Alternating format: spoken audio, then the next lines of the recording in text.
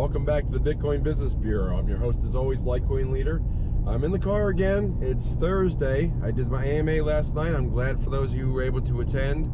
I just want to give a little bit more context to where things are heading right now and how dynamic it's getting to be right now. So first off, starting to feel a little bit better, which is good, but I've been doing a little bit more car videos because my audio works better, because my microphone and in my office right now, in my studio, I'm upgrading my equipment, and I'm putting some stuff on order this week to upgrade that. It's going to be much better. Finally got a chance to do this, and it's going to be much better. I have a Blue Yeti. It's been driving me batty because it's got this delay in the audio that's just driving me nuts, and that's why sometimes when you see my audio on some of my studio productions, my mouth doesn't line up with what I'm saying. So that's not good, and I don't like that, so I'm trying to fix that right now. So that should be fixed in a couple of, I'd say a week or so, hopefully, when I get all the equipment and it all figured out. So stay tuned for that. Now, what else is going on is I'm catching up on crypto. The funny thing, when you travel, it's hard to stay on top of all the news because you're doing so many other events when you're local. You have to, let's say you're in Texas. When you're in Texas, you wouldn't be present. And when you're present, it's hard to, like, you're not checking Instagram and the news and all the other news sources that I have out there, all the other YouTubers that I normally check in on for news. I don't get a chance to do all that. So being a one-man band that I am, and as far as news content, it gets a little bit tricky. So sorry for the glare here. I'll be turning in a moment. But but what I have been staying up on top of lately is a number of influencers, and I met with Litecoin Lisa and Clint Westwood when I was in Texas, and I want to give a particular shout out to Lisa and congratulations to Lisa, because she just got admitted to the Veritaseum DAO, and both her and I are now on it, and we're being asked to set up either a channel or an interview with Reggie or something like that. So stay tuned for that. It's coming soon. Lisa and I chatted about it several times while we were in Texas. We're definitely looking forward to doing that. It's going to be a lot of fun, and we want to start sharing some of the information that's out there, reducing the FUD that's going on. And Reggie right now is down with my friend Chris, Rice Crypto. They're down there, and Rice had just interviewed Reggie as well. They're both down in Miami at the Bitcoin conference, the North American Bitcoin conference. So I'll be talking to Chris soon too. I have to book an appointment to get on his show as well. So lots of different shows going on. I'll probably be doing more interviews starting in February or March, looking at my travel schedule as well. But Veritaseum, let's talk about that for a minute. Veritaseum, I'm going to be talking about that probably more often, as you can imagine, being on the DAO and tracking it with more exposure. But Reggie's been talking a lot about what's going on down in Miami, and he is trying to spark some conversations with people that he knows are infringing on the patent. But a lot of people are just like, well, every time he starts a conversation with someone about it, they basically clam up and they don't want to have a conversation because they know that they're going to owe Reggie some money for licensing, and they don't want to go down that road, but they really don't have much choice.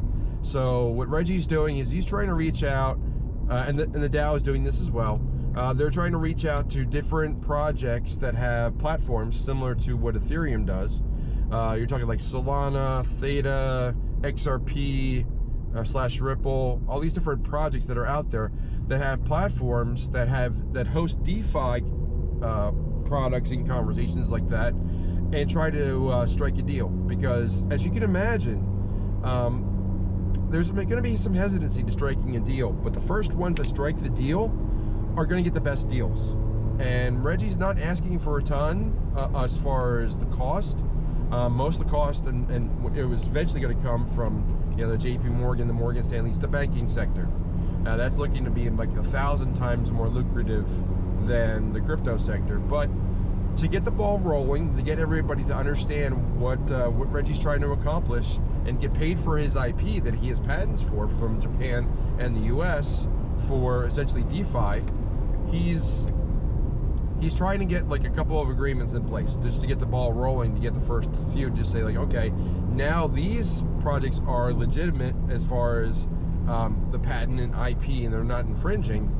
So let's just pick one. Let's say Theta and Reggie and the DAO and Veritaseum all talk together, and they strike an agreement, and they strike it's a nominal licensing fee. Now any project that is built on the Theta platform has no IP issues. That's a strong statement, considering that everything on the Ethereum EVM platform, the virtual machine under Ethereum, that's infringing on the patent. So Reggie's seeing like pretty much everyone is infringing on his patent, as we expected. So that is a large plane circling. Interesting. Just running by the airport now. Anyway, so he's trying to strike deals, and he's trying to get this all squared away for the first deals to get the ball rolling, and to get that foundational patent agreements and licensing agreements. And then once that starts to happen, then we'll start to be hearing about, you know, the arrangements, the logistics of the numbers, and then we may start seeing the utility for the Veritas or VERI token, where you can pay for some of your licensing fees in VERI and get a discount. So that will create a use case which doesn't exist right now for the VERI token. But as soon as that exists, then you can see the skyrocket in value of that Veritas token. Because there's only 2 million of them, and they are going to be hugely valuable, especially to the banking sectors that are going to need to license this technology. And everyone should benefit from, especially the Veritas tokens. And there will be the ability not only to just sell the tokens to these entities, but we expect them to be rented out as well. So like, think of a 12-month licensing agreement and getting a discount if you have some VERI tokens. So that will be a huge benefit. But a lot said today. I just wanted to give you some insight as to what's going on about, you know, all these interviews, all these different shows we're going to be doing. I don't want to, you know, put everything out there and just let all the cats out of the bag.